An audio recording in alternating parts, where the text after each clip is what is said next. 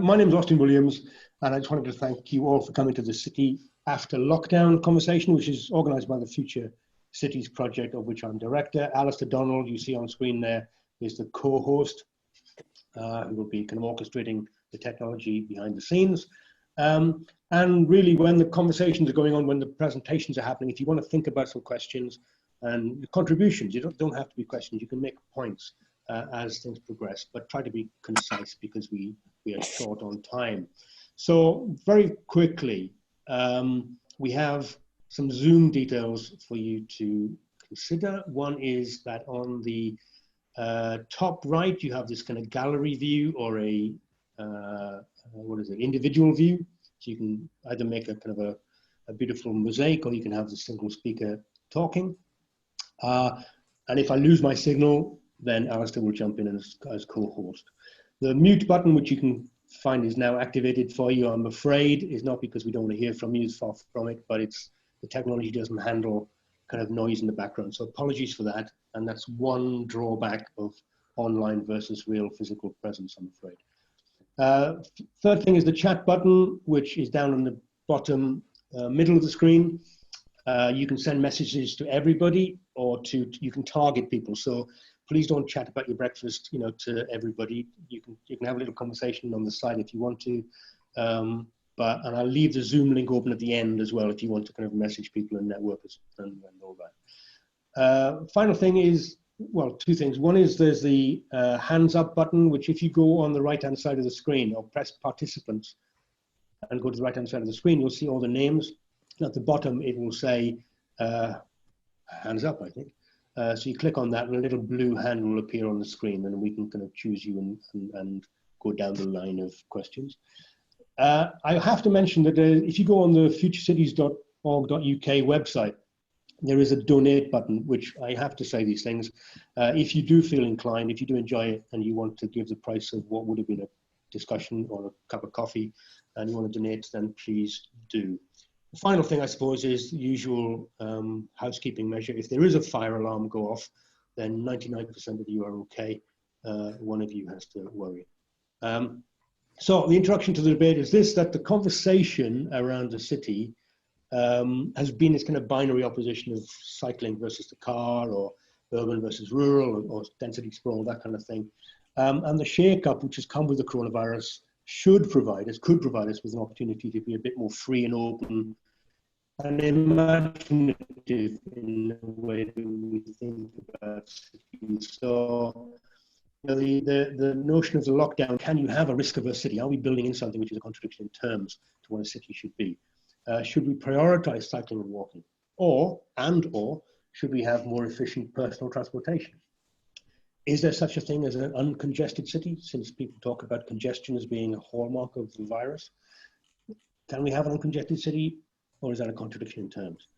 And then there's the narratives of pollution and carbon reduction and lower growth, all those things that we talked about before coronavirus. Now, maybe should we be talking about building more? Should we talk about building bigger and better? So there's a lot of things to talk about, even to the extent of should we be building cities or should we have fewer cities? So it's an important conversation, I think. And then there's a new curveball thrown in the last 2 weeks, which is about race and the city, the idea of a banlieue, the idea of ghettos, and certain areas of the city which have been forgotten. So there's lots of things to talk about. So with many urban and global economies shattered after the lockdown, this conversation shouldn't really be about policy, and it shouldn't necessarily be concerned with what we can afford, because lots of governments have managed to find the money when they've needed it in the last 3 months. But what kind of city do we want to build, and what kind of city do we want to live in? And secondly, we want to challenge some of those kind of unquestioned orthodoxies which have been floating around for years, whether it's environmental orthodoxies or whether it's technological orthodoxies. So please feel free to, say what you think and question anything. It's an open free speech event. So let me run through the speakers very quickly in reverse order to they'll be presenting. Last up we'll have Kevin Mcculloch, who's the founder of product strategy consultancy Plan, PLAN, which is a company that helps mobility and consumer tech companies, and his clients include Airbus, Ford, Hyundai, Samsung, and Deutsche Telekom. And the current edition of his magazine Perspective currently explores how cities might change with the growth of autonomous vehicles. Third up will be Laura Iloniemi, who's a specialist in architectural PR and teaches media relations at the Architectural Association in London. She was born in Finland and she founded her own agency in London in 1996. She's written widely and is a regular speaker at the World Architecture Festival and creates events and symposia and exhibitions all around the world. Adam N. Mayer will be second up, who's an architect at Handel Architects and previously worked for William McDonough and Partners. Adam is the founder and executive editor of China Urban Development blog, which I think is well worth visiting. He's speaking from San Francisco today in California in the morning. And he describes himself as, quote, an architect working to design and build green, safe and enjoyable cities in harmony with nature. And you can see all the contact details and their personal details on the chat if you take a look over the right-hand side. But first up, we have Daniel Moylan, former Deputy Chairman of Transport for London, co-chairman of the Urban Design London, and was the first chairman of Crossrail too, but the less said the better. He was chairman of the London Legacy Development Corporation during the 2012 Olympics and is honorary fellow at the Royal Institute of British Architects. So that's me talking for far too long. The speakers will have 5 minutes or so to speak, present their case. I will probably kind of chip in to warn them the time's running out, and then we'll move on to the next speaker. So if you will, Daniel, present your case, please. Well, Austin, thank you very much indeed. I thought since I was kicking off, I would just try and sound maybe a little bit sort of trying to put some parameters on the discussion by actually asking the question, what is a city and what is it for? It's a rather teleological approach because a city is a sui generis thing. It's not a village. It's not just a big village or a big town. It's not a series of villages. It's not just a piece of countryside where a host of people have decided that they're going to settle. It is, in fact, a sort of vast and complex machine, one of the greatest, I think, that we've ever developed, which has the objective, really, of the creation of wealth, the development of community, and gives opportunities for personal realization that are simply not able to be matched in any other way or on any similar scale by alternative social organizations.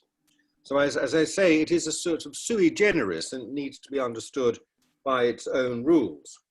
And it can do these things, these 3 things I've mentioned, partly because of mass transport. Now, it doesn't have to be rail, it doesn't have to be any particular mode, but there has to be opportunities to get around relatively easily and quickly. And that's the thing that can happen in a city. If you live in a village and you're cut off, you don't have transport, your job prospects, your marriage prospects, the sort of social world you live in, they're all determined by the limits of the village. What the city gives you is choice and it gives you opportunity. It gives you the chance to change, to choose careers that suit you, to meet the sort of people you want to meet, and indeed to change careers as time goes by and do other things and actually achieve some degree of self-realization. It multiplies all those things beyond measure. A city is a tremendously complex thing. It's like this machine is full of continuous, complex human interactions, often happening in ways we don't notice, multiple little ways. You know, the man you're buying your oranges from in a market is also looking over your shoulder for a pickpocket. There is crime, there's crime function, sales function, trade function, people looking out all the time, all sorts of things are happening, which if you try and put them all in nice, disentangle them, putting them all in nice, neat boxes, you lose that, that complexity and that effectiveness. And indeed, it is so complex that it's in many ways beyond our abilities to analyze it. Now, and just for that reason, there's a certain sort of person, very often a city planner, who sees all that productive complexity as simply disorderliness and a sort of messiness. And what they want to do is bring order and clarity to the city. And this is the motivation behind many of the great city master planners, everything to be zoned, everything to be moving in lanes, everything to be allocated its space, everyone following directions. Orderly clinical housing provided by the state on rational principles, whether that's in sort of tower blocks surrounded by greensward, or garden cities, or whatever it might be.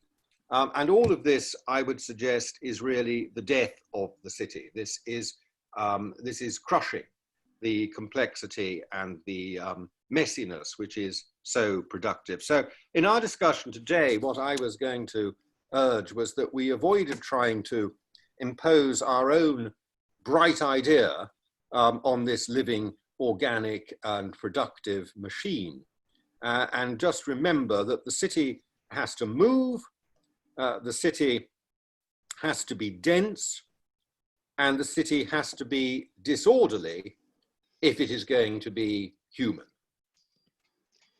So very quickly, all of those three last things are things which have been identified by the pandemic as being problematic. Yeah.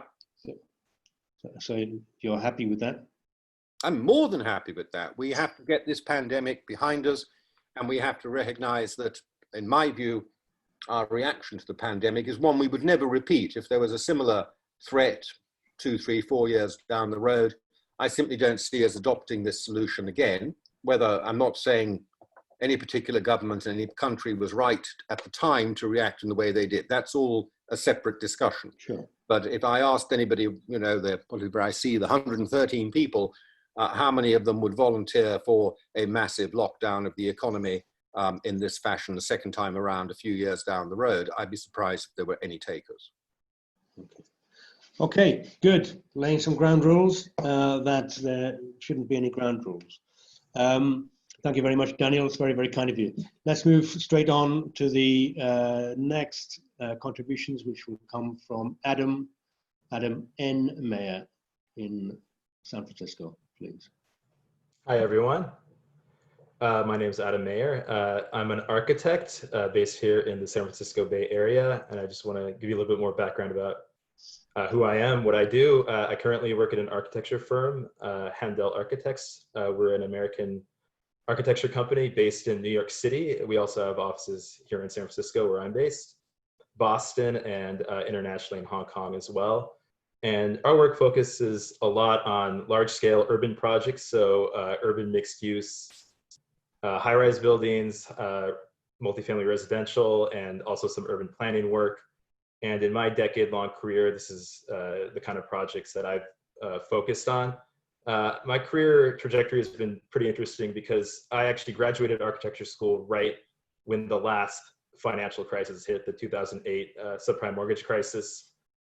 And at that time, there was not much, building kind of came to a halt in the United States. So I actually moved to China and was able to secure a job with a large Chinese architecture and planning firm. So needless to say, that was a very interesting way for me as an American trained architect to start my career. And I was in China from about 2009 to 2013. And those years were huge boom years. It was right after, you know, the 2008 Beijing Olympics. The whole world media was kind of focused on China's development, their economic development, and also the urban development of their cities.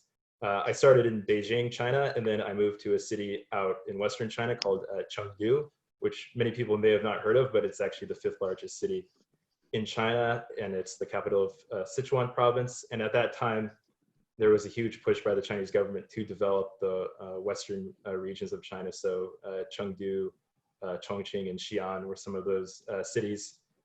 And when I was there, I noticed that the Western media, both in the UK and the States, weren't really reporting accurately what was happening on the ground with regard to how things were developing in China. You know, there was a lot of talk about, you know, China's building the biggest this, the tallest that. There's all these ghost cities popping up everywhere. What is this about?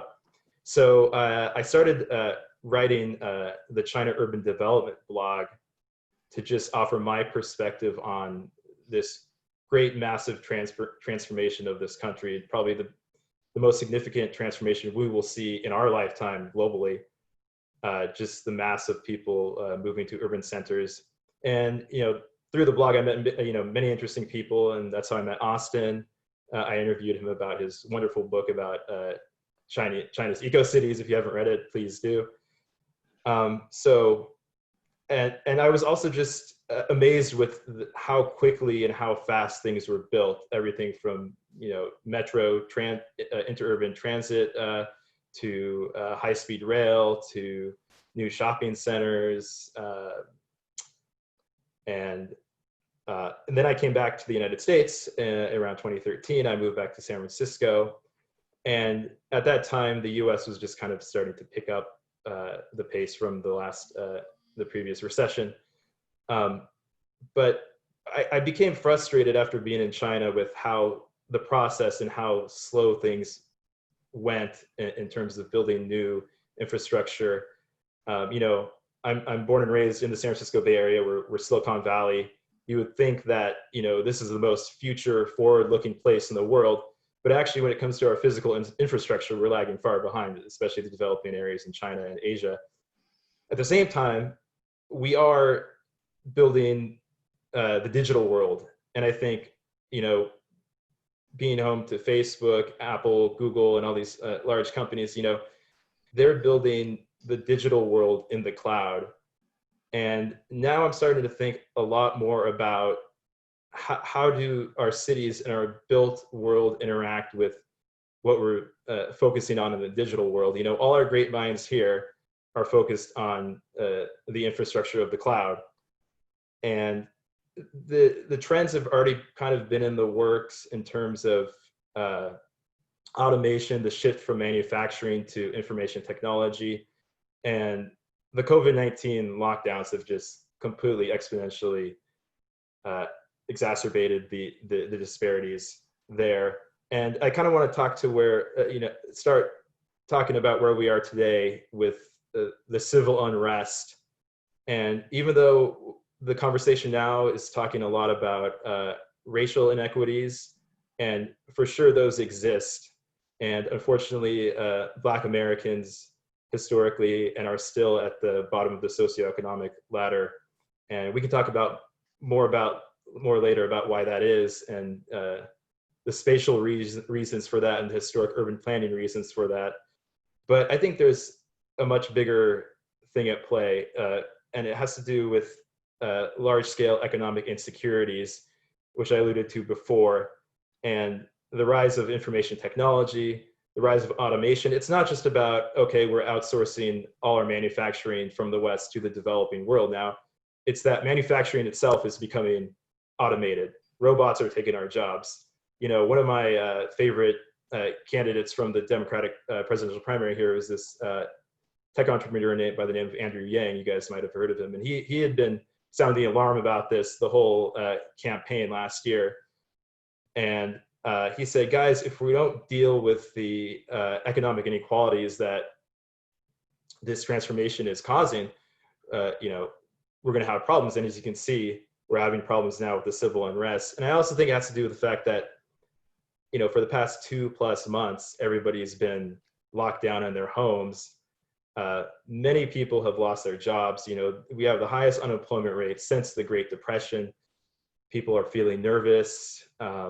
There's a lot of anxiety, and I think it was just a powder keg. So to be honest, I'm not too surprised to see where we are now, but I think we need to focus on how do we make our cities, more equal in the sense that people that don't necessarily work in the information technology sectors can still live a good life. And, that has to do with making sure we take care of people who do work in service industries such as, food service, hospitality work, and also the arts as well. So and part of the equation, especially here in California, is the high housing prices. We can talk about that more as well. But there are a lot of things to discuss. I actually think there's a great opportunity now with perhaps with regard to commercial buildings, if some large companies see that they don't need as much office space, how do we maybe repurpose some older office buildings and maybe retail space and, you know, convert that to housing? And to me, as an architect, that's kind of an exciting proposition. So I think we can start there, and I'm excited to see where the discussion goes here. Terrific. Well, I mean, there's a hell of a lot there, Adam. You covered a lot of ground. Can I just quickly jump in? Because as you were giving your initial introduction about China and everything, obviously I introduced you as an architect working to design and build green, safe and enjoyable cities in harmony with nature. And, you know, those two things of building high-rise in China and that statement of your environmental credentials might not seem to sit coherently with many people. How do you reconcile those two? Well, I think it's interesting though, if we're talking about just the pattern of development in China, you look at, you know, let's say you look at a photo of like a Chinese city skyline, you see high rises as far as the eye can see. But actually, as you know, Austin, a lot of these high-rise buildings are built in kind of these self-contained, fenced off developments, and there's quite a lot of green space in between these developments. And to the Chinese, that is, they consider that living in harmony with nature. You know, they're in a modern new building with modern appliances, and it's a huge step up from perhaps their living situation 20, 30 years ago. Now, that's not really necessarily how we think in the West of green and sustainability. Here we think about, you know, energy efficiency, conserving resources, and that sort of thing, and reducing our carbon footprint. But going forward, I think, especially with the awareness about COVID-19 and pandemics now, we're probably going to start to see a shift more toward how the built environment interacts with human health and how to improve the quality of life there. So I find that prospect pretty interesting. Great. Adam, that's terrific. Thank you very much indeed. Stand by your bed. We'll go to the next speaker, which is Laura. Are you ready and willing? Laura Ilaniemi.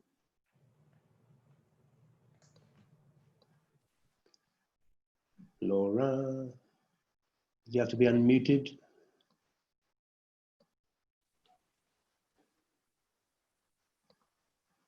Is that all right, Austin? Ah, there you are. Yes, Perfect. Indeed. You're with us. Okay, crack on. Thanks. So my name is Laura Iloniemi. I'm an architectural publicist, and I'm in the deepest Suffolk English countryside at the moment. And I really liked Daniel's question, what is a city for? And I think that's something that I certainly asked myself when I left London in 2006 and ended up in rural England. And one of the reasons I left London was bit of a confession here in a way. It wasn't because I was tired of life, as they say. It was because London was really becoming something I didn't enjoy anymore. I don't like the idea of inane, maddening crowds. And I think this destinationism quality that you're finding not only in London, but in many cities around the world, even in Helsinki, where I was born and grew up, there's this tourism, this pandering to tourists and visitors that's making these cities less about the people that should be in control of what the city is going to be, the people who actually live and work there, and more about this appealing to transient populations. And yeah, quite frankly, I'm not into spending my time lollygaggling and milling around cities. And I like cities with a purpose. And in fact, now when I go on holiday, I quite like to have a work purpose attached to the holiday so that I feel more like there's a point to being somewhere. But I am a very urban person, even though I live in the countryside. And as a teenager, I really fell in love with cities living in Helsinki. I love the idea of running errands in cities, of going to the bank, to a distinguished building, to a post office, you know, these wonderful Finnish modern public buildings, going to museums without having to book, without having a time slot, feeling free, feeling like I own the city, that the city is at my service. And this was really incredibly powerful for me as a teenager living in Helsinki. When I was about 18, 19 years old, I had to go to the police station to get a fine, nothing serious. And not a great day, but I remember going to this quite wonderful building, yellow, turn of the century, late 19th century building in the center of Helsinki. And this business of getting a fine and seeing the police was actually quite dignified and a bit of an occasion. And some years ago, quite recently, I returned to Helsinki to renew my ID. And I thought, okay, well, I get to go back to the yellow police station. So, you know, that's not so bad, you know, it's a dignified experience.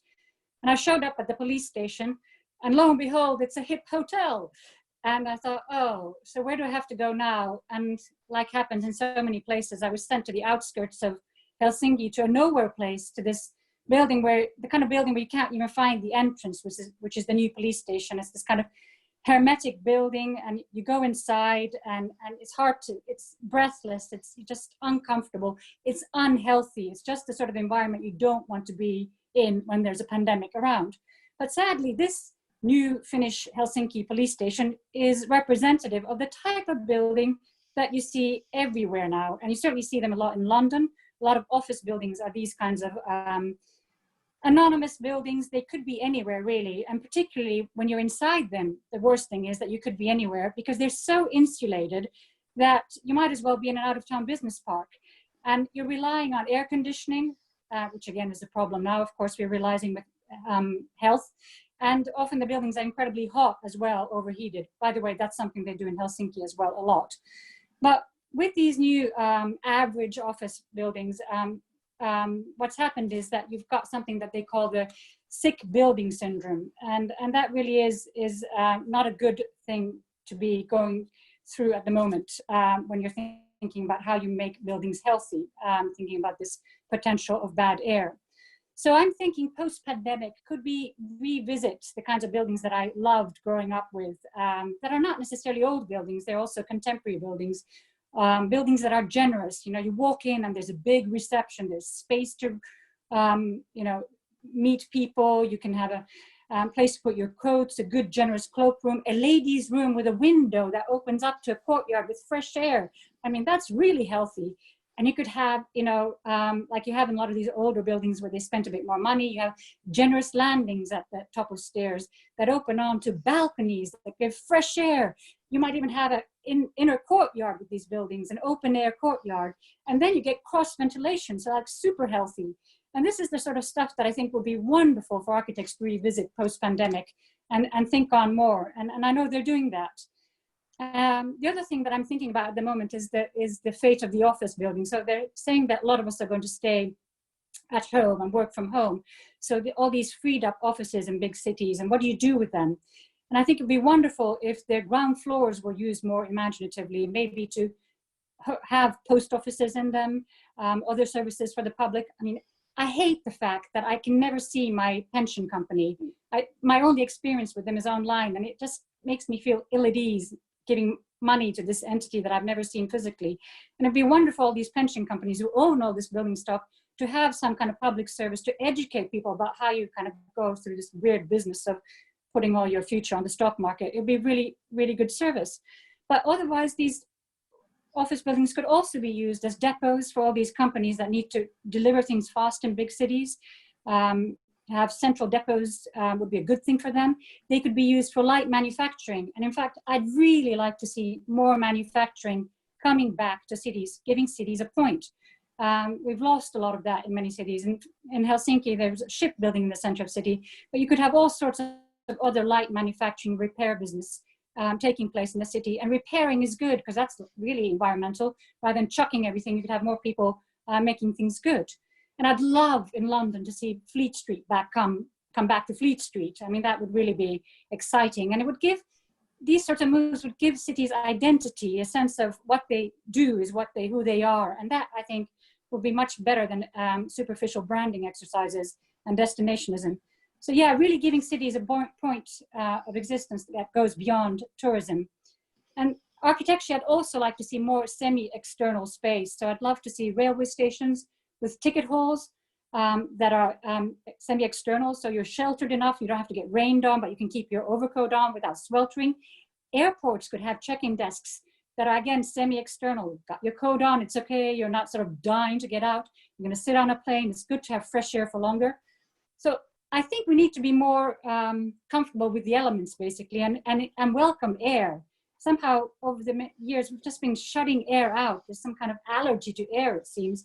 And yet now we find out that air is good for us. So more air, please. And last but not least, I would love to see more elderly people in cities. And I love Venice and New York for that reason, that you've got an elderly population thriving in those cities, going places, making use of them. In Venice, living very long lives. And maybe there's a way to attract more elderly people to living in the center of cities like London. I think that would be a very welcome thing, and would potentially also end up in a situation where we care for the elderly better, and we wouldn't have the sort of very unfortunate situation we have with care homes now and the elderly being forgotten. Those are my thoughts for the future. That's quite a manifesto. So, I mean, that in some ways that was a public health broadcast, wasn't it? Or do you think it all sits within? I mean, is the role of the city in order to take care of those things, or is it the other way around, that actually we should be having a better public health or social health system, which then can maybe alleviate some of the problems of cities? I think the public health thing is a bonus, actually, and it's a good time to sell it because now people are interested in that. But I think these are all things that would make a better city anyway. I mean, I didn't go around as a teenager thinking, wow, isn't this healthy? I went around thinking, isn't this wonderful because it's dignified and it represents something symbolic about a place. You really felt like a city has a purpose. And I think public health or not, that really is a positive thing. And if it's healthy, all the better, especially as we're wondering whether there'll be more and more of these pandemics as some people are forecasting. Yeah, I think that there's something to be said for the fact that bringing more green spaces and open spaces and cleaner spaces into cities is not necessarily a bad thing, it's a good thing. But maybe historically in Netherlands, for example, those urban parks were done for breathing spaces for intellectual thought, where people in the crowded city could actually go out there and think. And it was a much more kind of humane idea than just describing it as a city lung or something, which was maybe helping the city to breathe rather than helping people to think. It had a much more intellectual focus to it than it does today. It's much more instrumental in some ways today. Anyway, it's interesting because I think as you were talking, I was thinking about Detroit and the whole kind of shrinking of Detroit and the reformulation of urban farms within Detroit as a replacement of the industry that had left. But that's me just posing a few thoughts. Laura, we'll stop and we'll come back to you to pick up on that in a moment. Thank you very much indeed. And that's one hell of a ceiling. So Kevin Mcculloch, you're up next, if you would, please. Good evening, everyone. It looks like I'm the only non-architect on the panel. So just to give you an idea about where I'm coming at this from. First of all, I'm a boy from the sticks, from the countryside, who loves living in Zone 1, central London, for the crowds, the vibrant diversity, sparking off smart, ambitious, often bolshy Londoners. You know, that's why I'm a committed urbanite. From a professional point of view, I'm an innovation consultant that does quite a lot of work around mobility in cities. So that's my other angle. So on to the topic in hand. You know, the lockdown is producing a pretty seriously deep economic slump and a highly anxious population. So I guess my main call is to quickly re-inject the energy, speed and ambition back into the city to supercharge an economic and cultural reawakening. I think that's the top priority.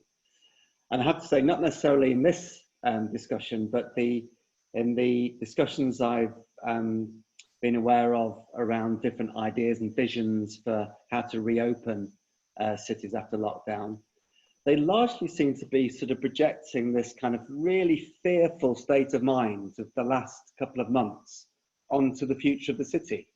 And I think we should remember, we're going to get over this health crisis, hopefully in a matter of months.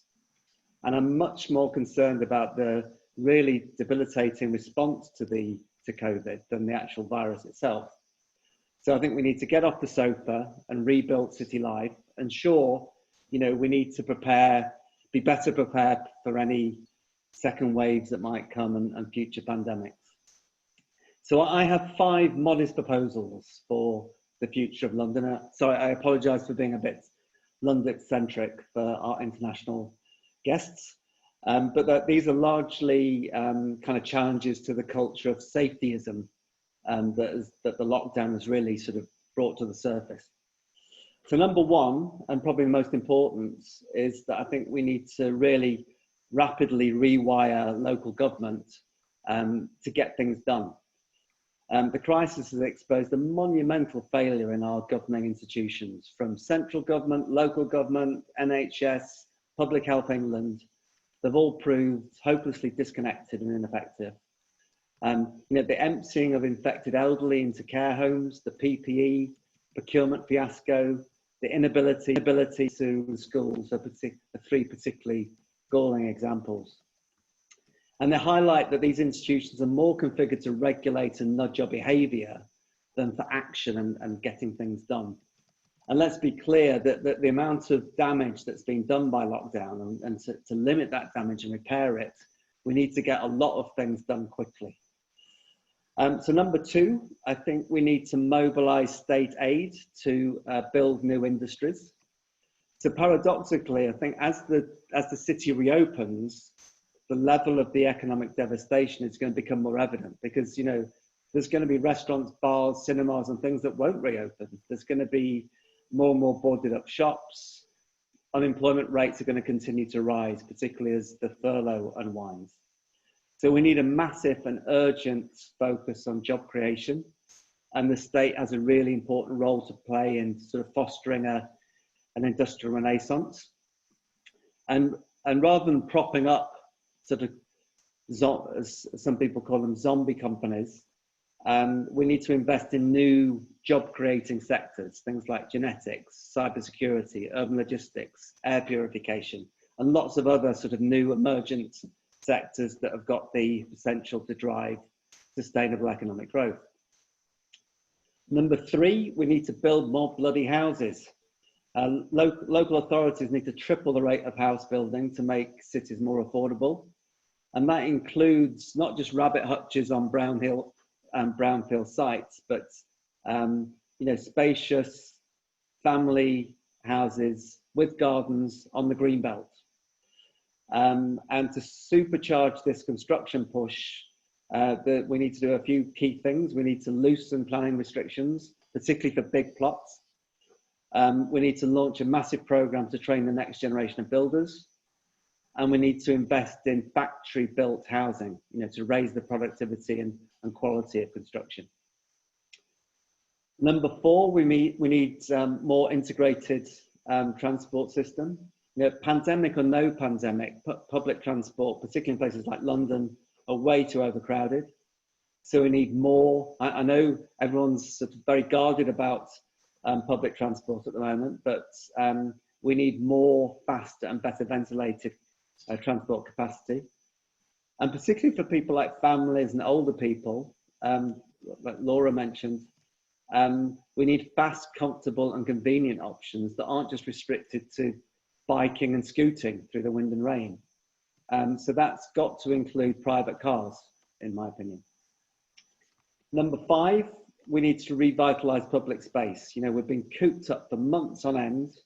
Cultural life has been reduced to reading and watching normal people, and neighbours have been encouraged to snitch on each other. So to be frank, city life has felt more like village life over the last 3 months. So we need to refill the city with crowds.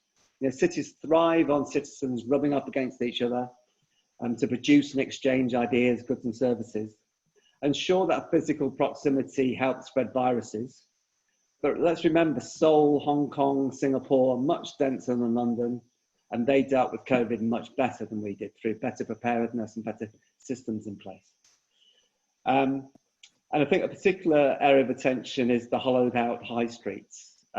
This recession and the accelerated shift to online shopping are two big blows. That's been a prolonged decline of the high street. So I think it's high time to reshape the high street into more mixed-use spaces that could include performance spaces, low-cost workspaces, health and childcare centres and what have you. So another reason for more proactive local authorities with more vision. So I could go on, but I'll keep it to 5 for my 5 minutes. And to wrap up, cities are engines of innovation and social change. We need to unleash their energy and ambition to accelerate the economic bounce back and cultural bounce back. And let's retain some of the spirit of the hospital that we built in 9 days, and let's apply that spirit to the whole city for the next 5 years. Very good. Thank you very much, Kevin. Yeah, another manifesto for the future. It was actually interesting, and I think probably if I can just ask one question before I come out to the audience, and please, people in the audience, if you want to ask questions, click and put your hands up, or it's difficult for me to see everybody if you wave, yes.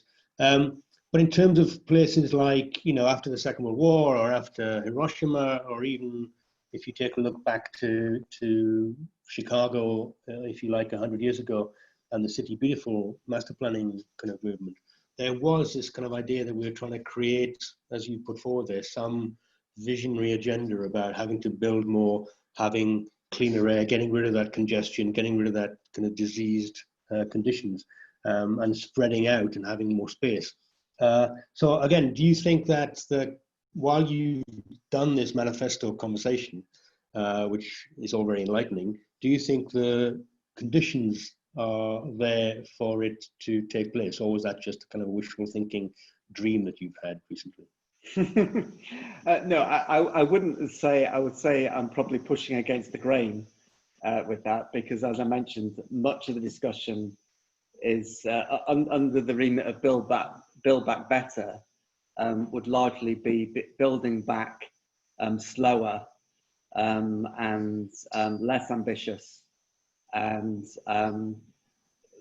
more likely to lead to lower growth and a more prolonged economic slump. I think that's the general tenor of it, and you know, I definitely wasn't making a case for less or more congestion. I don't start with congestion. I start with maximizing mobility, and that includes building out capacity. But it's I start with moving as many people around as quickly and as conveniently as possible. Okay, good. Well, can I just throw it out to the general, the panel themselves, just kind of comment on each other's contributions, because partly, as I see some of these presentations, I can agree with a lot of it, but then I look at the way that maybe some of the conversation has been structured over the last 5, 10, 15 years or so, that we can argue for more transport and better public transport, but the notion of mobility per se seems to have taken a bit of a back seat, and we want to travel less. And as a matter of fact, many people are now somewhat slightly delighted at the collapse of the aviation industry and transportation and what have you. It reduces energy use, it reduces carbon, it creates clear skies. It's everything that many people have been arguing for a long time. So if there's a conversation which is kind of not necessarily pro-mobility over here, can you put mobility back on the agenda? You see what I mean? And then there's the question of carbon emissions. If carbon emissions are the problem, it's very difficult maybe to put building bigger, better, faster, stronger on the agenda. So how do we kind of create the conditions where maybe some of the more visionary conversations that you put forward can actually take effect? Anybody want to take up on that? Or if that was far too pompous, anybody want to pick up on anything that people have said in their contributions? And don't just sit there. Sure, I can say something. Yeah, I mean, since the one of the positive side effects of the lockdown, if there are any, the silver lining, so to speak, is that I've never seen in my entire life the sky so blue and the air so clear in the Bay Area as I have over the past 2 months. And I mean, most of our pollution comes from automobile traffic, so people commuting. We're still, the San Francisco Bay Area, we do have transit systems. Unfortunately, they don't always work well together, and they're very kind of fragmented. Kind of has to do with the fact that we have a huge bay in the middle of our region too, a large body of water. So, and our jobs are dispersed out. So there is a lot of car commuting, but now people working from home, that has really done wonders for the air quality. But going forward, I would like to see a balance. I do, as Kevin mentioned, I want to see the cities re-energized. You know, walking around downtown San Francisco today is a very, very depressing experience. And as an architect, you know, I'm always intrigued with the buildings. And as Laura mentioned, you know, I went to San Francisco as a child, and I was always just in awe and wonder of of the architecture. But after the lockdown happened, walking around San Francisco now, I realized it's really the people and the crowds that make cities great, you know. So I do hope that we can get back out there. But at the same time, from an environmental perspective, it would be great if we could, you know, find a balance where maybe, you know, a couple, you know, businesses come more to accept that, you know, a few days out of the week, their employees are going to be working from home. Not everyone's going to be in the office all at the same time. So I look at these as kind of positive developments. Unfortunately, I'm not exactly sure how transit is funded in the UK, but in the US, a lot of the transit funding comes from fares, basically, ticket sales, and you know, the transit systems here have just seen their numbers drop off, and a lot of them are going to face some pretty significant financial challenges going forward. So I think we need to look to the private sector, and businesses need to come to accept that the new normal means that, you know, not every single person is going to be in the office every day, 9 to 5. It's not going to happen anymore. Right. Yes, thank you. Any other thoughts on this? Could I say something about crowds quickly? Sure. Yeah, I think there are two kinds of crowds, and I think purposeful crowds, rush hour crowds, those are invigorating for a city. But crowds are people who we just try to attract to places, through city branding and things, that people just are there so they can kind of say, been there, done that. I think are less attractive in cities. We kind of just wallow in the city. And they're the kinds of crowds who also make cities lose their edge a bit. And what about the old 24-hour cities, which, you know, I'm old enough to remember when people thought that was a good idea. And, you know, that you can actually have deliveries, you can take all the trucks off the road because they're arriving at night, and that you can have daytime pleasurable driving in some respects. Is that still something which may be positive, or is that simply just changing the parameters, and instead of having an 8-hour day, you're just spreading the load, you know, to a 24-hour framework, and then maybe that will fill up gradually as well, and we're just putting off the fateful day when we have to have some kind of rethink. What do you think about some of these kind of models? Well, they're good for social distancing. Social distancing. Kevin, you got thoughts on this? Because I know that Adam was critical of robotics taking people's jobs, and I think there's been an article about saying, don't worry about jobs, bring on the robots. So how do you deal with these kind of... There's a couple of things. So I think this, I could link that with Laura's point about light manufacturing.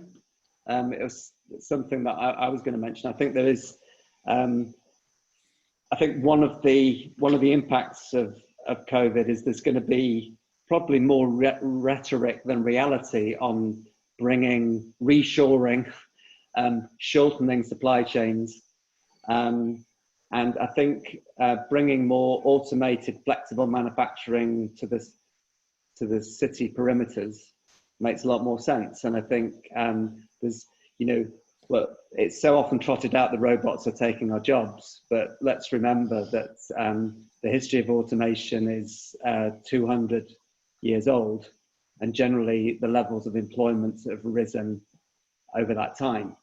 And you know, before the crisis, employment rates in the US and the UK were at all-time high. So there's no, and this is during a time of automation. So I think it's quite possible to imagine a future where I talk a lot about the man-machine or the human-machine interlace, where work will be redesigned and will be able to be more productive by humans and machines working together more productively. So I think that, I just want to say something about, I agree with Daniel's kind of celebration of complexity and his suspicion of planners. because they do generally try to, in quite unaccountable ways, project their prejudices onto the whole of the city. But I think there is a balance to be had between some planning around at a platform level on which that complexity can thrive. So take Manhattan, you know, there's a grid system, there's the Central Park and all the rest of it. There's some structure there, but it was also a platform for a massively energetic city to emerge out of there. So I think I wouldn't want to go for a complete sort of free market, let's forget planning altogether type of approach to urban development. Well, if I could just say, I don't think that's the threat at the moment. The threat at the moment, and we can both talk about London because we're sitting here, but I think it's happening elsewhere, it's not that there's going to be a free-for-all, but that we're all going to be told exactly what to do. I've even seen proposals that opposite sides of a road, the pavement on opposite sides of the road should be one way for pedestrians in opposite directions. So this sort of Stalinist notion of this sort of Soviet model of the allocation, top-down allocation of space in the city is coming immensely to the fore. And rather than have a sort of shared space, messy type of approach, everyone is in there demanding lanes for their particular mode of transport, and all the fights, the unnecessary fights, are about, I mean, because the allocation of space in transport is to a large extent self-regulating. So the fights about, I don't want to be part of the self-regulation, I want to have it a bit for myself, is all really much more part of identity wars than anything to do with efficient and well-functioning transport. But that's what we're seeing now. But I think there's very little chance of free for all. That's not the direction we're moving. Gentlemen, thank you very much for that clarification. Right, we're going to come out to the audience for some contributions, comments, questions. So hold fire panel. I'll take maybe 2 or 3 at a time and then come back to you if time allows for us to get some feedback. Again, short and punchy would be greatly appreciated. So we have Sheila McNerney. I think you have to be unmuted. Can you hear me? We can indeed. Yeah. Okay, thank you so much. It's a really interesting panel. I've always loved the dense, disorderly, messy city. I'm a great fan of that, but I really, really fear that that's not what we're going to have. So I've just got a few questions and a couple of comments, which I think 6 months ago in this debate, I might have said something different, and maybe in another 6 months' time, I might say something different again. So it's just right at this current moment in this discussion. So a couple of points. For me personally, I think it's hugely to be regretted that we don't have football crowds, nighttime crowds, or tourist crowds of the plebs who had just discovered EasyJet city breaks. So I love all of those sorts of crowds, and I believe that that's what cities are for, and that's what they're made up of. But I fear that UK cities at the best will become mainly museums. I do wonder, in asking the panel some more direct questions, London is a uniquely different sort of city in the UK, not least because of its population, you know, plus 8 million people. Greater Manchester is only 2.5 million. They're just such utterly different cities. And in that question about what's the city for, don't we think that the UK is culturally and objectively completely different to United States and Chinese cities? I mean, I went to San Francisco just a couple of years ago. I've been to LA a few times. Everything about the city's history, its development, its purpose, everything is so different. And yet in my world of city planning, we've often imported ideas from the United States, for instance, about how we should do things, but they're such different cities. I fear that the debilitating economic impact is going to be the biggest issue that we're facing. And then some of the ideas about what cities of the future might be, and I've worked with many architects and I love some of the thinking about how this might work, but I'm feeling really cynical tonight.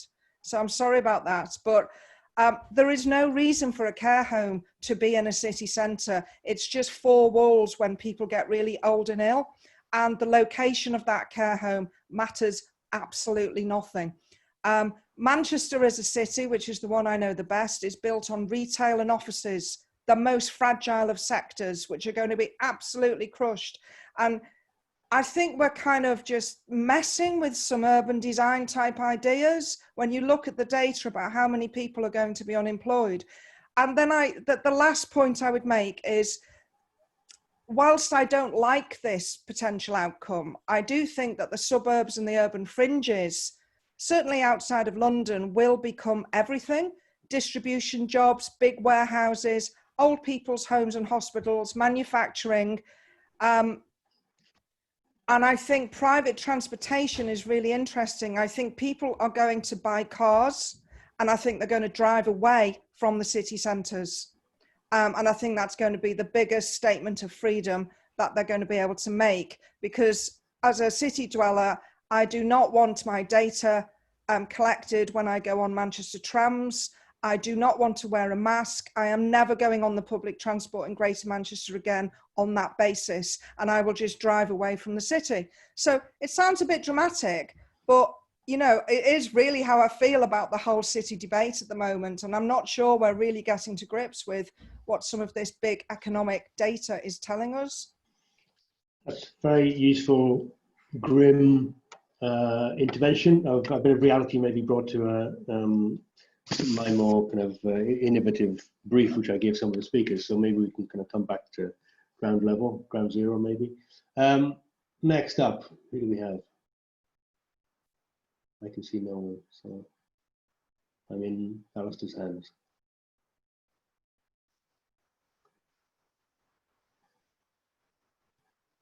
Help me out, Alistair. Who have we got? Dominic.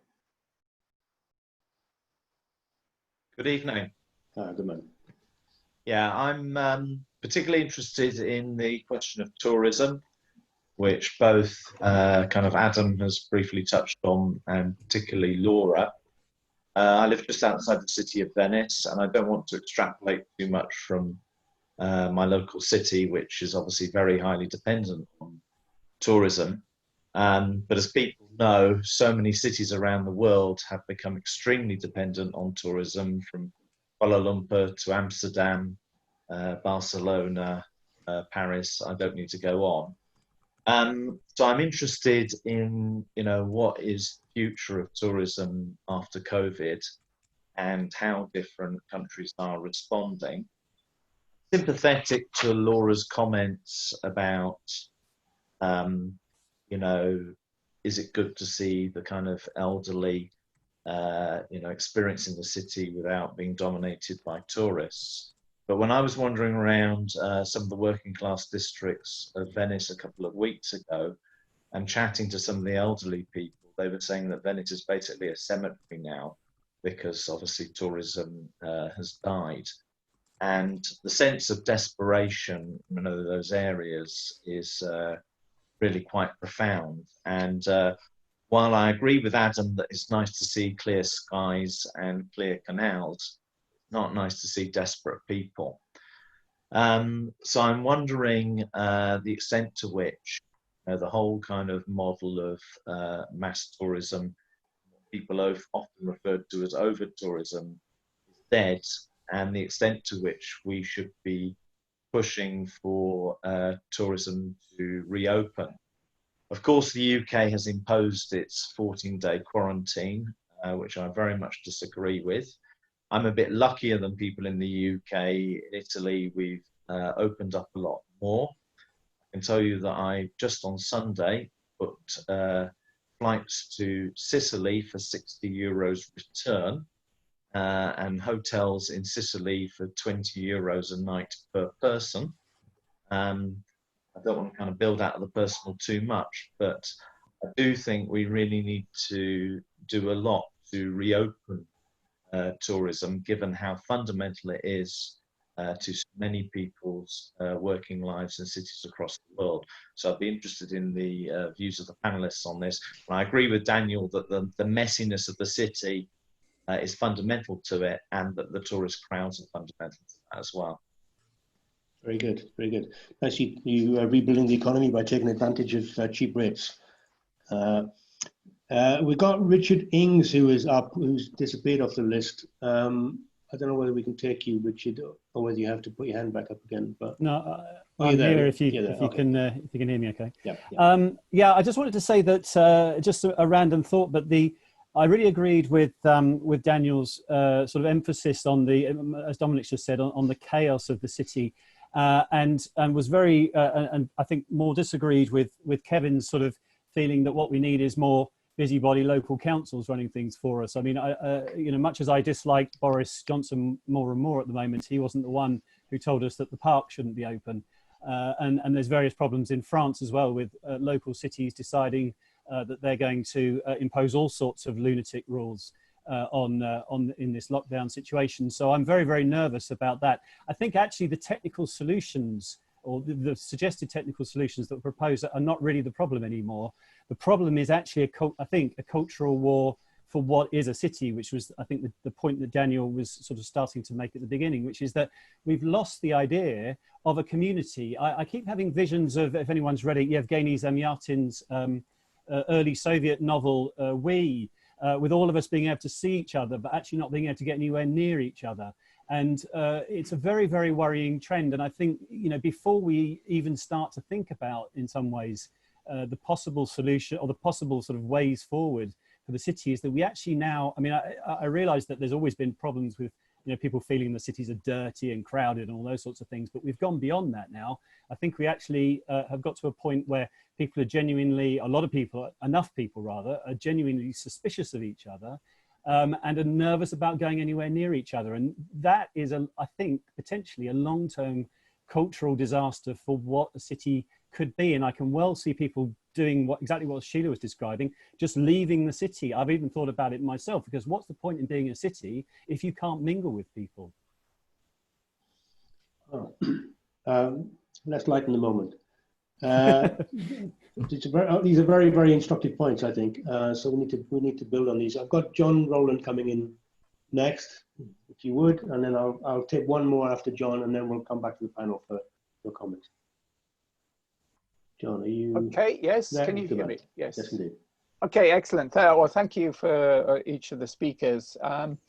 So I'm coming at this from the point that a point of view that post-COVID will see a return to normality, that perhaps in 24 months' time, the paranoia that we experience now will be absolute history, and we're moving forward to a brave new world. What I foresaw across each of the speakers, if I was to draw a Venn diagram, there was a common thread relating to, let's call it quality of working life, or quality of experience of the visitor. And the challenge that we now have of maintaining that in the face of potential dying decay, high street stores closing, etc., zombie streets. And Kevin touched upon some of the ideas for trying to mitigate these dangers, rejuvenating local authorities. I'd just be interested in perhaps returning to this sort of topic and hearing the speaker's own view as to what they think would really be the key enablers of rejuvenation and restoring vibrance to the cities. So whether it's relaxation of planning, enabling graceful destruction, bootstrapping investment, etc., just a focus on that. Very good, very useful. I think we should deal with some of those practicalities. We take Martin P. next, please. Hi. I mean, my question is kind of fairly simple, I hope. Kind of in response to Kevin's kind of ambition, which I'm all for, but I guess as other people have touched on already, how do we square the circle? Because as I see it, as Daniel usefully reminded me, in the city, especially in London, we are, you know, countered with what I think he said was identity wars, you know, in terms of distinct social groups trying to carve up the city for their own interest, you know, in very parochial ways. So a classic example is cycling, a bit of a bugbear, even though I like to cycle myself, but the city is even as we speak through Caen, increasingly congested and narrowed through no debate whatsoever. But these cyclists seem to have their own sort of moral kind of authority to kind of continue with it. You know, and there's various other things, and even what Caen is doing in terms of the whole Black Lives Matter stuff is again an example of, you know, extreme sort of identity politics. It just seems to me that, I think as other people have said, no one's putting the idea for what a city should mean in terms of a kind of a universal sort of approach or a sense of what a city should be in a positive way. So I just feel, not picking on you, Kevin, but back to your kind of, you know, ambitious point, surely there's a step before that, which is about the political argument about what we mean by a city and, you know, humans who live within it. Because at the moment it seems to be being pulled apart in all kinds of directions, and no one has the argument to kind of bring that together. That's my question, or point. Very good, very good, thanks. Okay, yeah, so there were points, there were questions directed at individuals. So if anybody wants to come back on from the panel now to answer some of those questions or to develop their argument, I'd be very grateful. Anybody out there? I can't see people. Shall I go? Please, Kevin, thank you. There was one directed to me about busybody local councils. My point was quite the opposite. I was basically saying that councils should get out of regulating, closing parks and just generally nudging and over-regulating city life, and they should pull out of that, and they should focus more on getting things done. So doubling down on house building, reshaping high streets and things like that. So I was for more empowering local councils to do useful things, not be busybody nudgers. And just one point on the future of tourism question. We work with a few clients in the airline industry, and if you looked at the drop in airline traffic after 9/11, it dropped slightly and recovered like 2 years later. And then during the financial crisis, 2008, 2009, this is global air traffic just plateaued in 2008 and started climbing again in 2009. And but if you're going back to 9/11 till 2019, it's air traffic tripled in that time. Now, I'm not saying that this is directly comparable to those two, but they're useful reference points. I think air travel won't recover as quickly this time, primarily because of I think there's a structural shift in business travel. You know, there's just going to be a lot less people getting on planes to do business. But I would expect the recreational leisure travel to recover pretty well. One forecast I've seen is, to Dominic's point about Europe, is that people will be a lot, the strategic assumption is that people will be a lot more willing to jump on short flights around Europe than they will to go long haul. But obviously, if we've got a huge economic slump, that's going to impact that. But I think that leisure travel will bounce back more than people currently expect it to. Tying that back to the city conversation before we enter up into either a robotics conversation or transport, travel, tourism conversation, obviously many of these cities, from Copenhagen through to Venice itself, is obviously premised on tourism in many respects. Its local economy is based on it. So I think that, you know, we can bring it back home.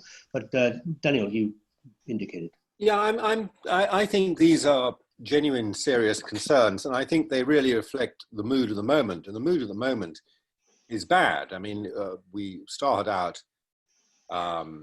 with a spirit of defeating this disease, perhaps, and here we are 3 months later, and we can't see how to get out of it or where we're going, and so on. So we're in a bit of a moment of despond. But I always remember, you know, there's a great resilience, London, but other cities too, when the tube was blown up in 2007, and there were several attacks on the bombs on the tube at the same time, and people died and many were injured.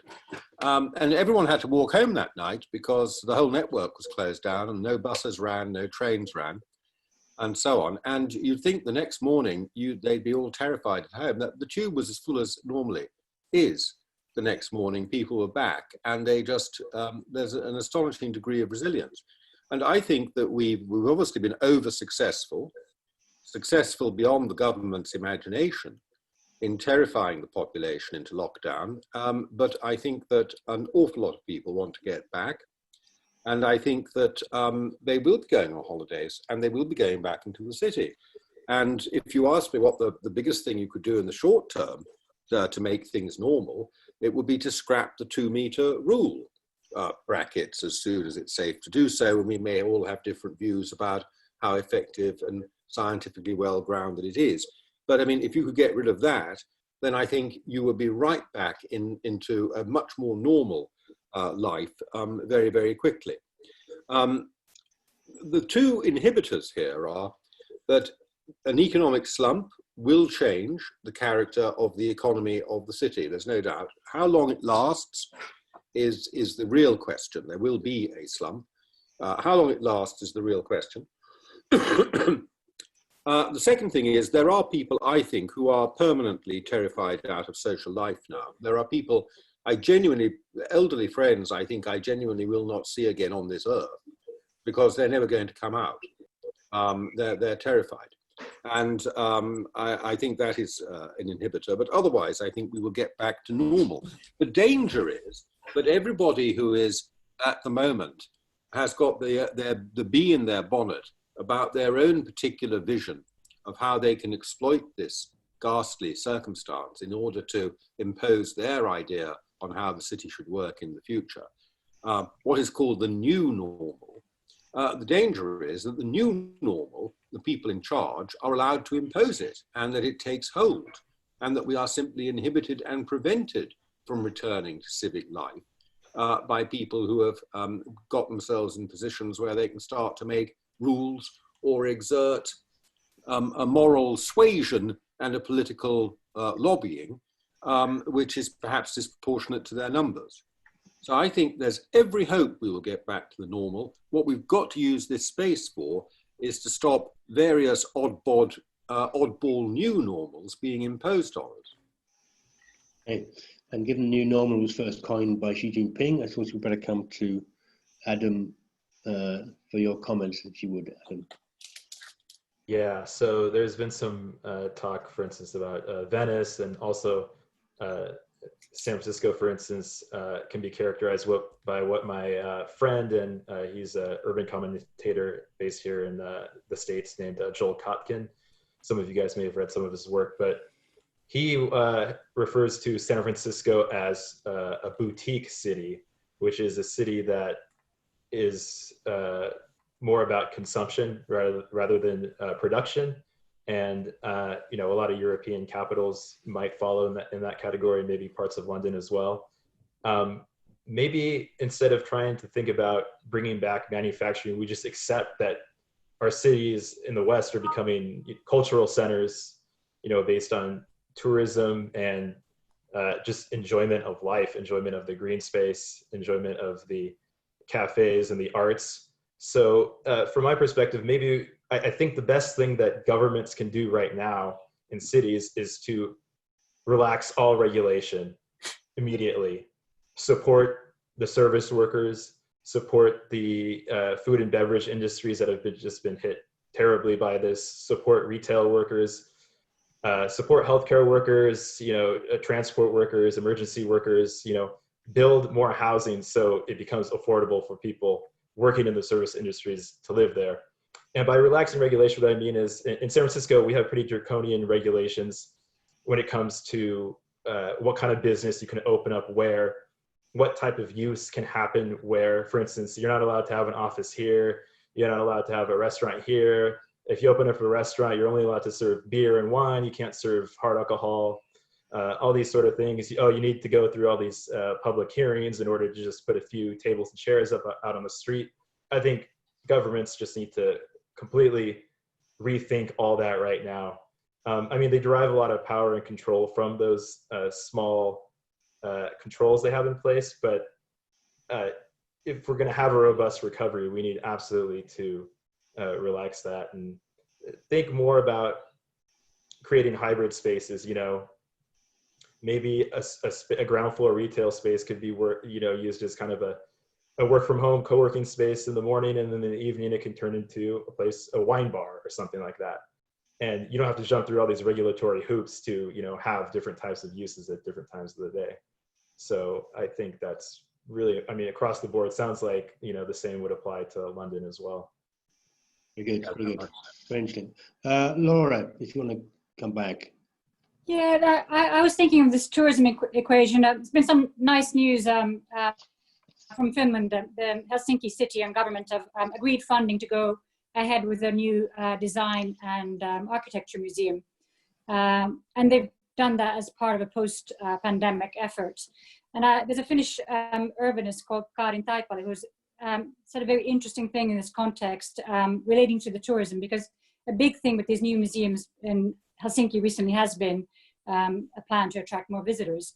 And her view was that rather than put this museum right smack in the center of the sort of tourist trail in Helsinki, is try and regenerate an area, slightly offbeat area, a bit like the PS1 MoMA project did in New York. And I think those sorts of moves towards tourism are really, really positive. And for instance, in Venice, there have been plans to look at the Lido, the island, and the old hospital there, the Ospedale of the Sea Hospital, which was actually, by the way, in the 30s, designed as a sort of a well-being and sunshine and sea and health place, but with theaters and culture integrated.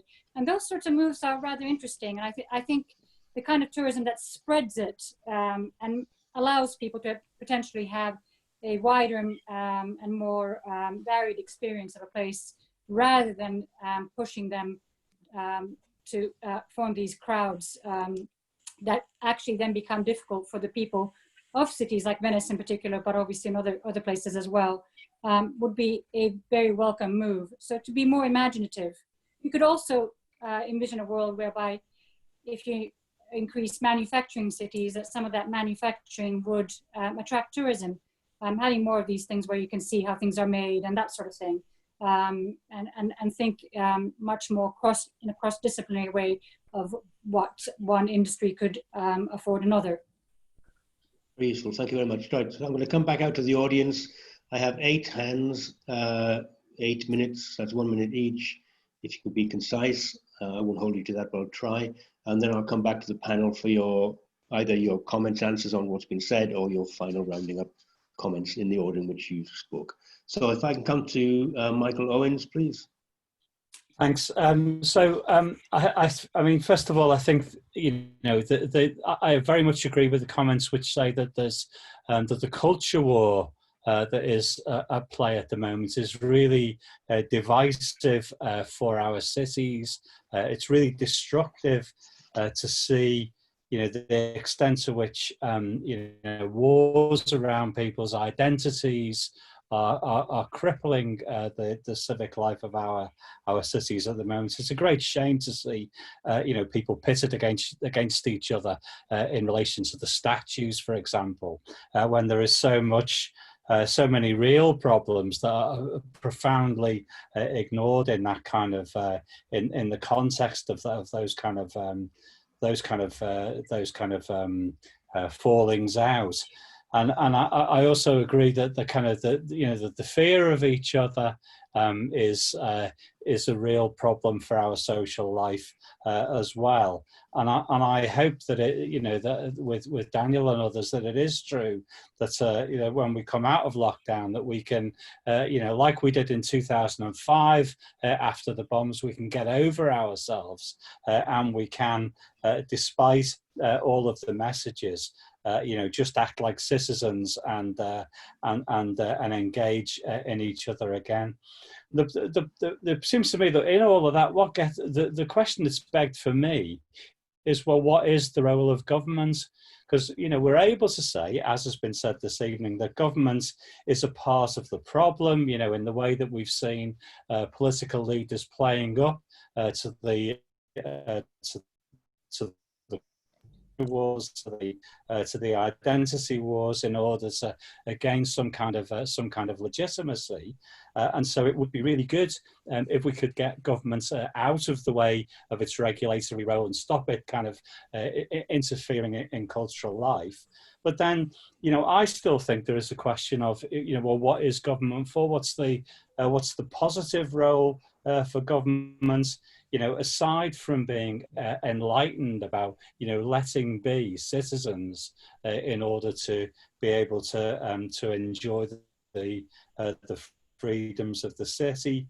And so, I would go with Kevin, actually. Yeah, I would go with Kevin that we need to, that there is a role for governments in relation to redoubling enthusiasm for growth. So just as we had the Jubilee line, we had the East London line, we had the super sewer, it would be really good to connect the city further out, to make the Sussex part of London and to kind of extend the track, to do the new orbitals, to put infrastructure around the innovative bits of the economy. So I want to make the case for government, for a positive role for government in the current moment.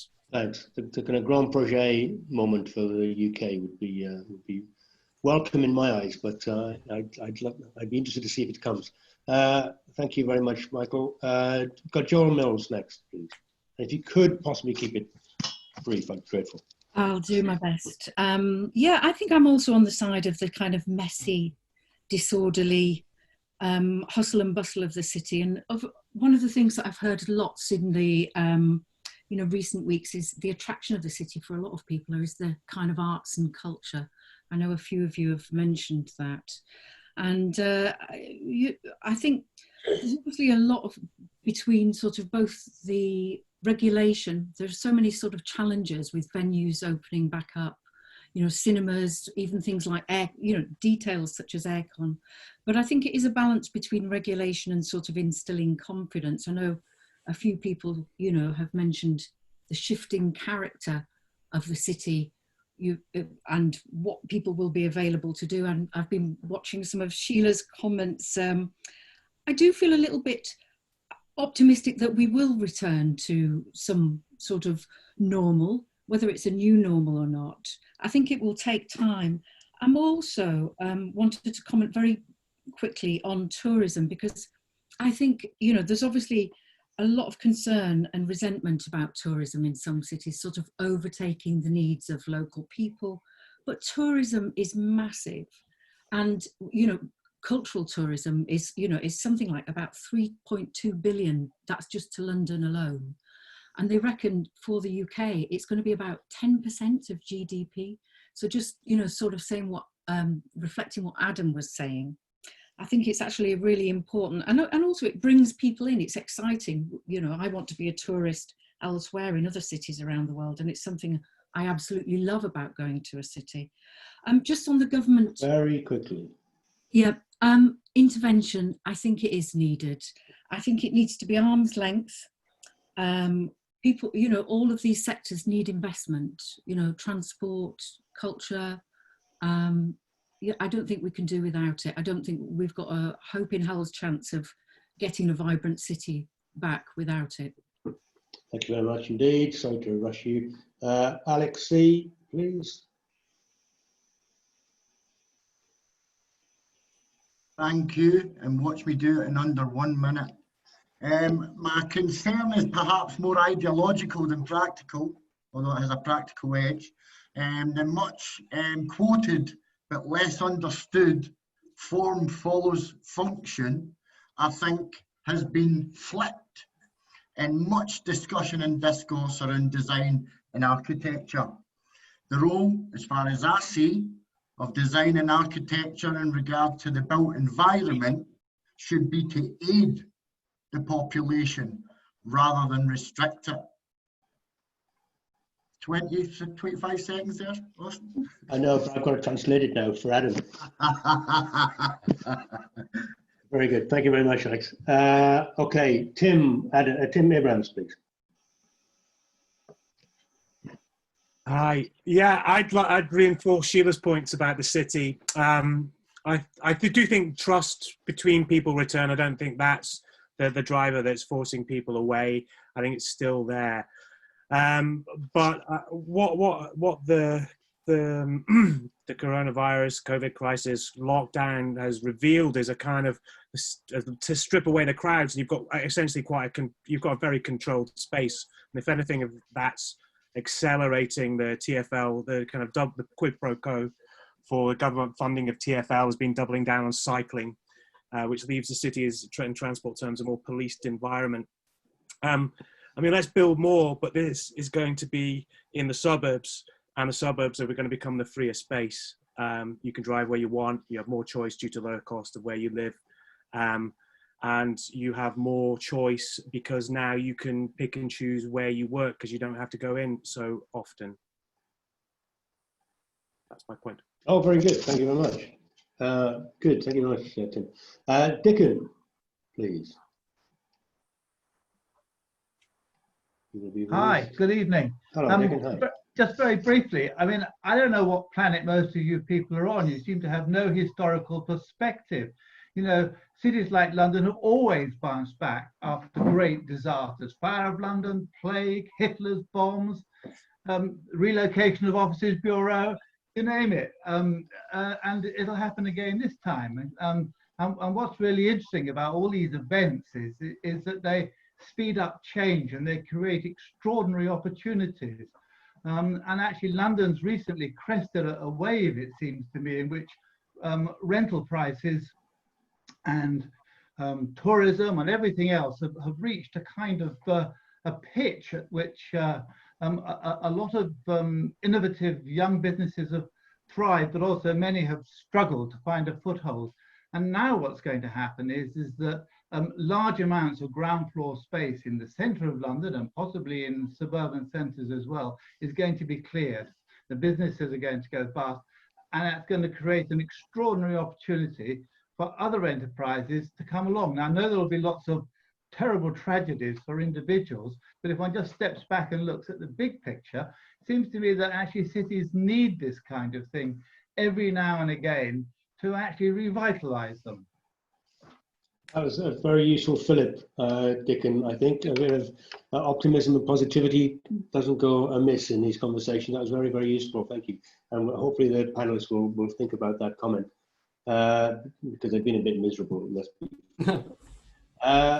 Alistair. Oh, thanks. So lots of people have rightly picked up, I think, on Daniel's point about messiness, but I do think that needs unpicked a little bit, because it's not just a desire for messiness in and of itself. I think it's much more a recognition that messiness comes from something, which is, I suppose, a couple of core things. First of all, that the city's unfinished and it's always changing, which requires a kind of forward momentum, innovation, an appetite for risk-taking and experimentation. And secondly, because cities at their best are spaces of freedom, which again requires an ambition to be free and an ambition to take risks. And I think that one of the problems that we face just now is that both of those things have disappeared. I think Tim's right in saying that it's not just disappeared as a result of this pandemic, but it had already to a large extent disappeared before.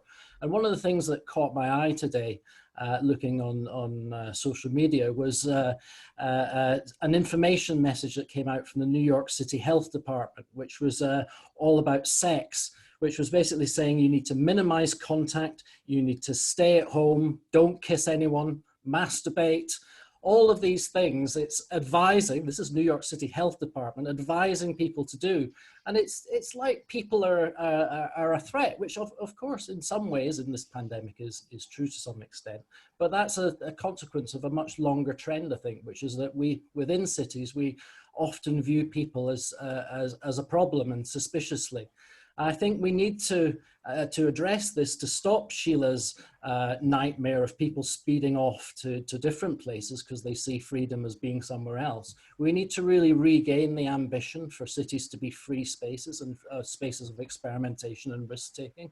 And that's a huge challenge, but I think it's one that we need to embrace, because without that, none of the aspirations that Laura or Kevin rightly, I think, put forward for better buildings or more infrastructure, none of those will have a consequence without reclaiming what a city actually is as a space of freedom. Very good, thank you very much. I think you should sign off those sex email alerts. Alistair, you've revealed too much about yourself there. We have Alex D. Please, I think I'm going to jump you. I'm sorry, Alex, but we're back to you now. Are you with us? Yeah, good evening. Hi. Hi. I remember back in February, before the lockdown, one of the Parisian mayoral candidates, as part of her platform, was advancing the idea of the 15-minute city, so that everywhere was reachable. Your work, your shops, your house was reachable within 15 minutes by kind of either bicycle or on foot. And it seemed to me so ridiculously absurd when every weekend people were out on the street protesting the general inadequacy of the status quo, that this could be even countenanced as a proposal. So my questions would be, how do these ridiculous, ludicrous ideas even get entertained? And then secondly, how do we build in some kind of real, genuine democratic response to what people actually want from a city? Very good. Big questions coming at the end. Good. And we have Neil Hubbard, please. Hello there. Thanks, Austin. Alistair. I guess wanted to re-echo a little bit of what Daniel was saying, and I guess Laura. And I think this notion of the new normal and this almost kind of knee-jerk reaction to change everything about our way of lives in order to face what has currently been so far quite a short-term condition. And I guess the term a better normal or an improved normal seems to make more sense. And funny that so many of the spaces that some designers and architects were trying to make better before this crisis, more generous offices, more open spaces, apartments with balconies, all of these things seem now to be very, very good propositions. And I think it just gives us the opportunity to just make better environments for ourselves that seem to also make healthier spaces for ourselves.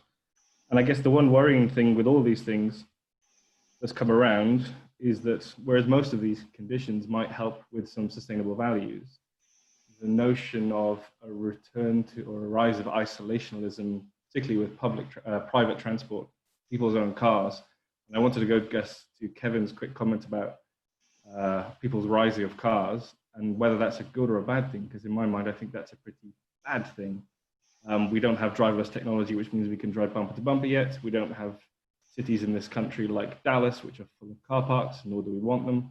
And so how do we prevent the rise of people's fear to resort back to big private transportation? Thank you very much. Okay, that's all contributions from the floor. Very, very useful questions and comments.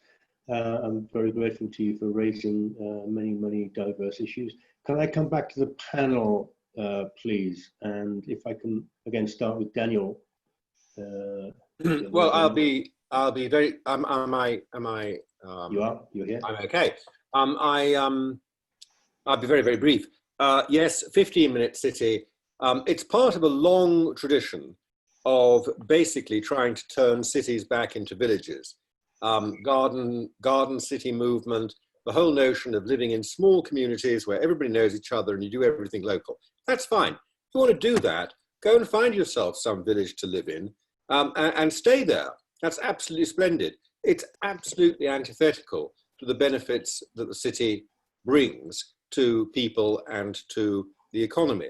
So where do they come from? They come from a long tradition of essentially anti-prosperity and anti-city type thinking, supercharged, I suspect, nowadays by a sort of environmental and sort of environmentalism that seems to think that consuming anything or going anywhere or leaving your home is a bad thing in itself, even without a virus to keep you there.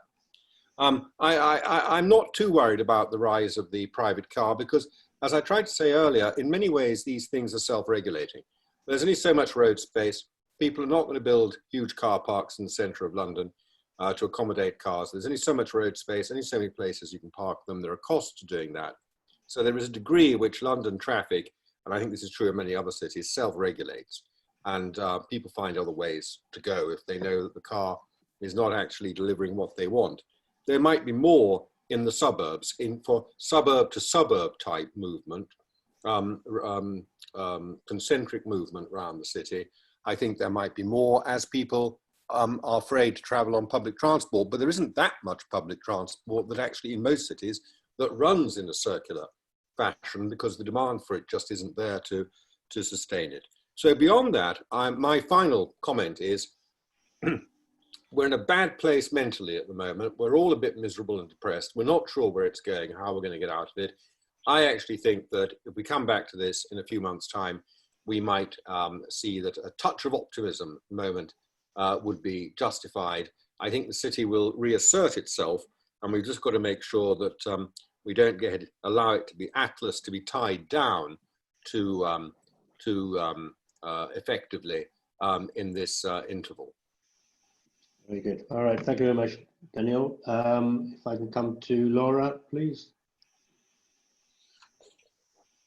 Yes, I think risk aversion is a very unfortunate thing with this, considering that people have lived in cities with pollution. That's been a serious risk, and that's been little talked about. But I do see this as a positive thing. Like I said in the beginning, it's an opportunity, even a slightly opportunistic one, which opportunities tend to be, to create better buildings that will be better in the long run, whether there's a pandemic on or not.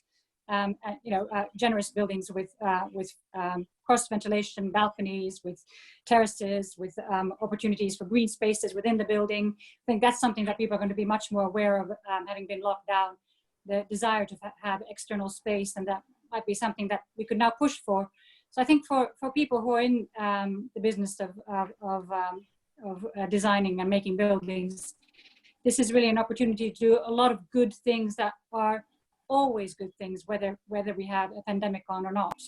And I think that's the way we should be thinking about this, building something robust in many ways, not just in terms of our bodily health, but of our health up here as well, which has been suffering, no doubt, for many. Thank you very much, Laura. I hope you feel better in the morning. Can we take Adam, please?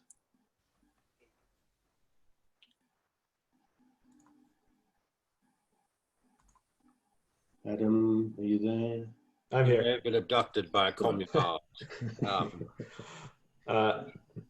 you know what? I don't disagree with Dickens' point. I am also bullish on the future of great cities like London. Great cities survive wars, pandemics, civil unrest, and they endure. But I'm thinking back to about March when COVID-19 really started hitting in the U.S. And it was really interesting because the authorities were telling people, don't wear masks, don't wear masks. It's offensive, save them for the frontline healthcare workers. And, having lived in Asia, I thought that was crazy because when I lived in Asia, China had already gone through, SARS. And, I would be on public transport in Chinese cities, and, I'd see sometimes elderly people wearing masks, either maybe because they were immunocompromised themselves, or maybe they felt under the weather.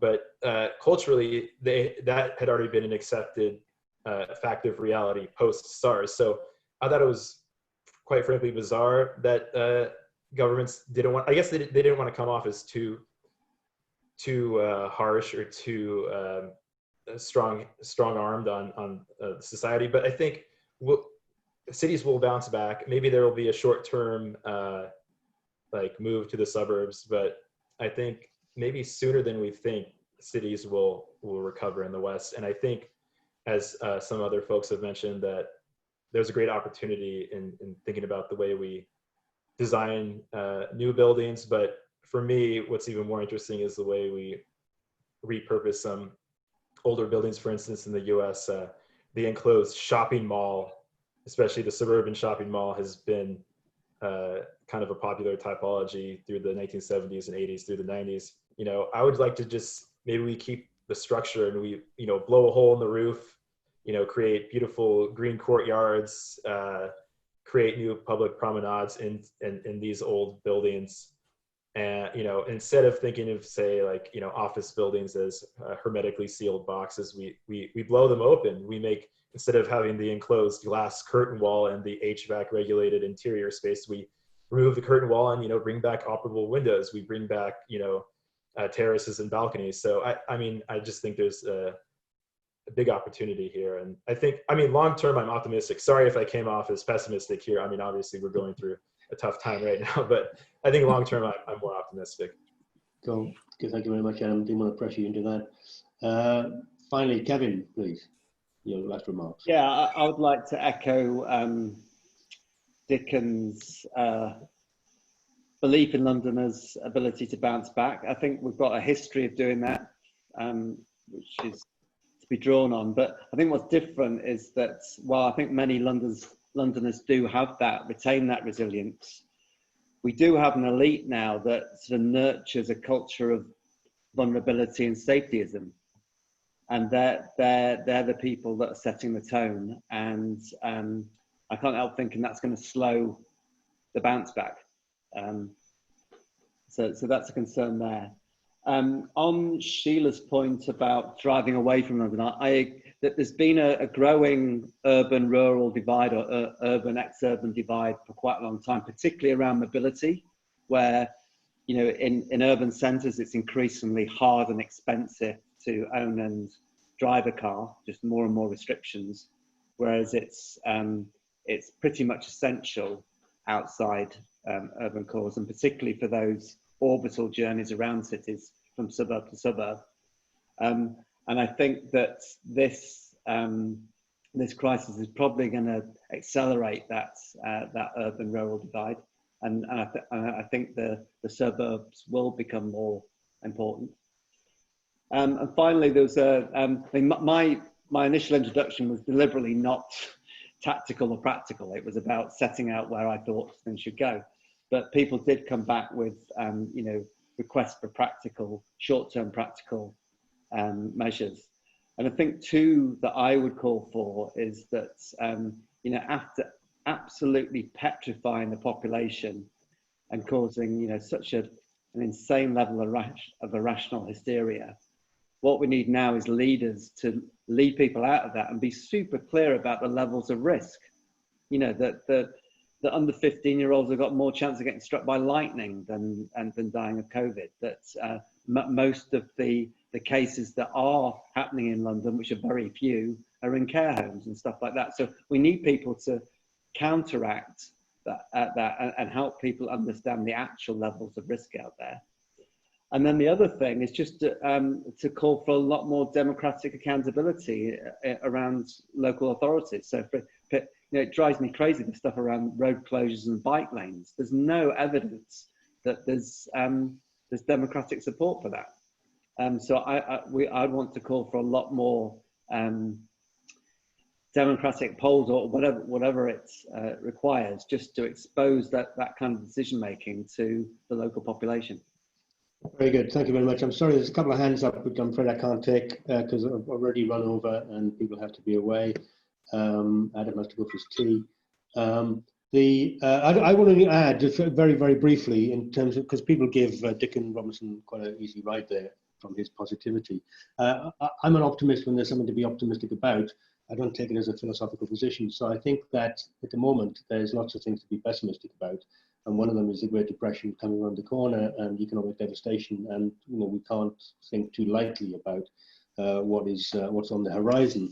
And in some ways, even though I agree that, you know, cities will bounce back, or, you know, we will bounce back, there is, as somebody mentioned, I think Michael Owens mentioned, the culture wars conversation going on. Therefore, there is a self-flagellation in the culture wars, which actually will hinder that recovery. So that bounce back will not be like the Festival of Britain after the Second World War, where we saw the positive nature of the future, but something which actually may look more miserably and more risk aversely towards the future. As Kevin mentioned, this kind of safetyism is built in. So I think that in some ways to actually develop a better city or a new city or whatever it might be, and maybe challenge some of those old norms, you have to have a philosophical or a political or a critical engagement with what's gone before, in order to then lay some ground rules for something to happen again in the future. So it's not like a fatalistic, don't worry, be happy type mentality. I think we really have to, engage with this, challenge it, and actually strive to create something better. And I would only finally say, and this is not having a go at you, Adam, because it's a common thing about blue skies and clean air. I mean, I've recognized it myself. Who hasn't? With no industry and no cars, what would we expect?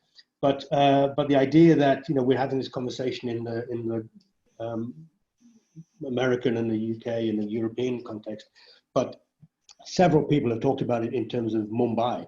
Isn't it wonderful that in Mumbai you can now see for miles in the clear air and the beautiful seas? Missing the point about the utter devastation and poverty which has gone before and will definitely arise again. So in some ways, I think that the environmental conversation has been slightly, and in some ways, well marginalized by this conversation. And maybe now we have an opportunity to actually lay some better kind of foundation stones for what the future of the cities and urban development could be. Anyway, that was my 4 pence worth. I say that till the end, so nobody can come back at me and tell me that they don't agree with me. Can we open up the mics and just have a round of applause from everyone, please, for a fantastic series of talks? Thank you. Everybody, thank you very much.